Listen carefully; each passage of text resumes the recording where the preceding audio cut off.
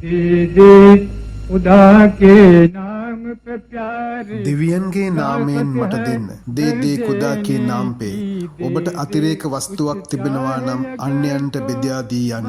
කාලේ හැමදාම එකම වගේ නැහැ. අද ධනපතියන් හෙට දුගියන් වෙන්නත් පුළුවන්. ඒ නිසා ඔබ දෙන දේවල් දෙවියන්ගෙන් ඔබටම ආපසු ලැබේවි.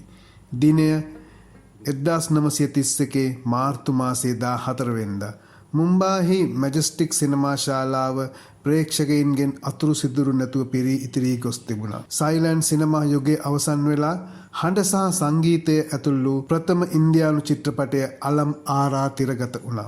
මේ ගීතය නිසා ඉන්දියානු සිනමාවේ හැරවුම් ලක්ෂයද ආරම්භ වුණායි කිව්වොත් වඩා නිවැරදි. ලෝකයේ පළමු සංගීතය ඇතුළත් චිත්‍රපටය අලම් ආරා වුණා. ඒ නිෂ්පාදනය අධ්‍යක්ෂණය අර්දේශීර් ඉරානි මහතා, තිරරචනය සහ කතාව ජෝසප් ඩේවිඩ් මහතා විසිනුත්, රංගනයෙන් සුබයිදා බෙගම්, මාස්ටර් විතාල්, ප්‍රීතිවිරාජ් කපූර්, ගායනින් සහ රංගනෙන් වසීර් මොහමඩ් ખાન දායක වුණා. ඉම්පීරියල් චිත්‍රපට සමාගමේ නිෂ්පාදනය වුණු මෙම චිත්‍රපටය ධාවන කාලය මිනිත්තු 124ක්.